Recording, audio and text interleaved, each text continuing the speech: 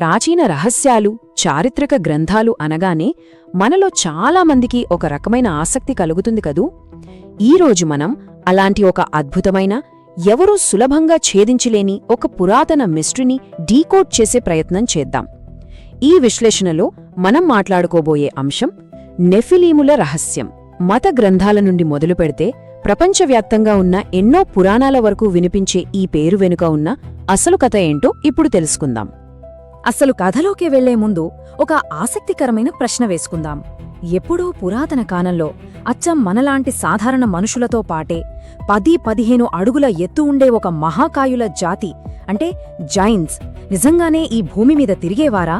వినడానికేదో fantasy cinema స్టోరీలా అనిపిస్తోంది కదా. కాని శతాబ్దాలుగా ఎంతోమంది పరిశోధకులు బుర్రలు బద్దలు కొట్టుకుంటున్న ఒక ప్రాచీన కోల్డ్ కేస్ ఇది. మరి ఈ కోల్డ్ కేస్కి అసలు ఆధారం ఎక్కడుంది? ఏ ఆధారంతో ఈ మిస్టరీ మొదలైంది అని చూస్తే బైబిల్లోని బుక్ ఆఫ్ జెనసిస్, అదేనండి ఆదికాండంలోని ఒకే ఒక్క వాక్యం కనిపిస్తుంది. ఆ దినములలో నెఫీలీము భూమి మీద ఉన్నారు. ఇదే ఆ వాక్యం. చూడ్డానికి ఇది చాలా సింపుల్గా ఒకే ఒక్క లైన్లో ఉన్నా చరిత్రకారుల్లో ఇది రేపిన క్యూరియాసిటీ అంతా ఇంతా కాదు. ఇంతకీ ఈ నెఫిలీము ఎవరు? వాళ్ళు ఆకాశం నుంచి ఊడిపడ్డారా లేక ఇక్కడే పుట్టారా అన్నదే అసలైన పాయింట్. ముందుగా ఈ నెఫిలీము అనే పదానికి అర్థమేంటో క్లియర్గా చూద్దాం. పాత భాషల్లో దీనికి పడిపోయినవారు అని అర్థముంది. అలాగే చాలా అనువాదాల్లో వీళ్లను మహాకాయులు అంటే జైంట్స్ అని కూడా పిలిచారు. దీన్ని బట్టి మనకు అర్థమయ్యేదేంటంటే వీళ్లు కేవలం శారీరకంగా విపరీతమైన బలంతో, భారీ ఆకారంతో ఉన్నవాళ్లు మాత్రమే కాదు, ఆధ్యాత్మికంగా కూడా పూర్తిగా పతనమైపోయినవాళ్లు అని. అయితే ప్రాచీన గ్రంథాల ప్రకారం వీళ్లు ఎలా ఉద్భవించారో తెలిపే ఒక ఆసక్తికరమైన క్రమముంది. అది ఎలాగంటే, మొదట భూమి మీద మనుషుల జనాభా బాగా పెరగడం స్టార్ట్ అయింది. ఆ టైంలో ఒక ఊహించని సంఘటన జరిగింది. దేవుని కుమారులు అని పిలువబడేవారు భూమి మీద ఉన్న మనుష్యుల కుమార్తెలను చూసి వాళ్లతో సంబంధాలు ఏర్పరచుకున్నారు. ఆ కలయిక నుండే ఈ నెఫీలీములు పుట్టారని పురాతన గ్రంథాలు చెబుతున్నాయి. ఇక్కడే అసలు ట్విస్ట్ మొదలవుతుంది. నెఫిలీములు పుట్టడానికి కారణమైన ఆ దేవుని కుమారులు అసలు ఎవరు? వాళ్ల నేపథ్యమేంటి? ఎక్కడ్నుంచొచ్చారు వాళ్ళు? ఈ ప్రశ్నల చుట్టూనే పరిశోధకులు, చరిత్రకారుల మధ్య ఇప్పటికీ పెద్ద చర్చే నడుస్తోంది. ఈ విషయంలో ప్రధానంగా 2 భిన్నమైన వాదనలు వినిపిస్తుంటాయి. మొదటి సిద్ధాంతమేంటంటే, వీళ్ళు దేవుని ఆజ్ఞలను ధిక్కరించి పరలోకం నుండి భూమి మీదకు వచ్చేసిన పడిపోయిన దేవదూతలు అని కొందరంటారు. ఇక రెండో వాదన చూస్తే, లేదు, వాళ్లు ఎలాంటి దేవదూతలు కాదు, కేవలం దేవుని మార్గంలో నడిచిన ఒక పవిత్రమైన మనుష్యుల వంశం అని మరికొందరు చెబుతారు. ఈ రెండిట్లో ఏది ఖచ్చితమైన నిజం అని చెప్పడం కొంచెం కష్టమే. ఈ వాదనలు పక్కన పెడితే ఇంకొక పెద్ద సందేహం కూడా ఉంది. అసలు ఈ నెఫిలీము అంటే నిజంగానే కొండల్లాంటి ఆకారంతో ఉన్న రాక్షసుల్లాంటి మనుషులా, లేక ఇదంతా కేవలం ఒక ప్రతీకాత్మకమైన కథనా? కొందరైతే ఇది అక్షరాల నిజం అని నమ్ముతారు. కాని ఇంకొందరు మాత్రం ఇది మనిషిలోని గర్వానికి, అహంకారానికి, పాపానికి ప్రతీకగా చెప్పబడిన ఒక అలంకారిక వర్ణన మాత్రమే అని విశ్లేషిస్తారు.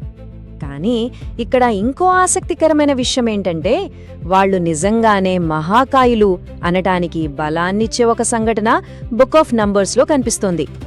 ఇశ్రాయేలీలు కనాను దేశాన్ని సర్వే చేయడానికి వెళ్లినప్పుడు అక్కడ ఈ నెఫిలీములను చూసి ప్రాణాలు గుప్పెట్లో పెట్టుకున్నారట.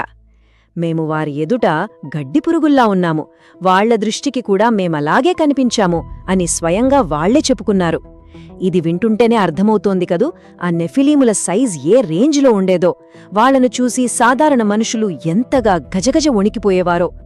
ఇదంతా వింటుంటే ఇలాంటి కథలు బైబిల్లో మాత్రమే ఉన్నాయా అనిపించవచ్చు. కానీ అక్కడే మనకు ఒక సర్ప్రైజింగ్ ఫ్యాక్ట్ తగులుతుంది. గ్రీకు పురాణాలు తీసుకోండి, మధ్యప్రాచ్య ఇతిహాసాలు చూడండి, ఇంకా చెప్పాలంటే ప్రపంచవ్యాప్తంగా ఎన్నో విభిన్న సంస్కృతుల్లో ఇలాంటి జైంట్స్ గురించిన ప్రస్తావనలు ఎన్నో ఉన్నాయి. ఇదంతా కేవలం యాదృచ్ఛికంగా జరిగిన పనేనా, లేక ఒకప్పుడు నిజంగానే ఇలాంటి మహాకాయులు ప్రపంచమంతా సంచరించారనడానికి ఇదొక సాక్ష్యమా? ఆలోచించాల్సిన విషయమే కదా. ఇక పురాతన గ్రంథాలు ఆ నెఫిలీములు జీవించిన కాలాన్ని వర్ణించిన తీరు చూస్తే ఒక రకమైన ఆందోళన కలగక మానదు. ఎందుకంటే అది పవిత్రత అనే మాటే లేకుండా పూర్తిగా పాపంతో నిండిపోయిన కాలం. మనుషుల ఆలోచనలు, ప్రవర్తన అన్నీ కూడా దేవుడు పెట్టిన హద్దులను పూర్తిగా చెరిపేశాయి. ఒక రకంగా చెప్పాలంటే భూమి మీద సృష్టి తన అసలు ఉద్దేశ్యాన్నే కోల్పోయిన భయంకరమైన పరిస్థితి అది.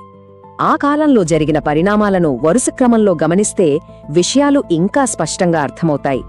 మొదటిగా, దైవికమైన నియమాలను, హద్దులను మనుషులు దాటేశారు. దానికి ఫలితంగా భూమి మీద పాపం ఏ స్థాయికి చేరిందంటే దాన్ని ఊహించడం కూడా కష్టమే.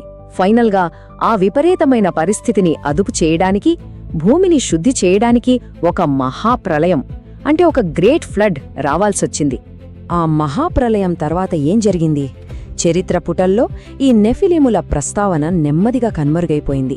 కాని వాళ్ల కథ మాత్రం మానవాళికి ఒక అత్యంత లోతైన తాత్విక సందేశాన్ని వదిలివెళ్ళింది. అదే సృష్టిలోని సమతుల్యత దెబ్బతినడం. ప్రకృతి అయినా దైవమైనా కొన్ని హద్దులు పెట్టినప్పుడు వాటిని మనం అతిక్రమిస్తే ఈ మొత్తం సృష్టి ఒక త్రాసులాగా తన బ్యాలెన్స్ను పూర్తిగా కోల్పోతుందన్నదే ఆ సందేశం. ఈ ప్రాచీన ఆధారాలన్నింటినీ పరిశీలించినప్పుడు మనం నేర్చుకోవాల్సిన అసలు పాఠం ఒకటుంది. అదే అదుపులేని మానవ అహంకారం.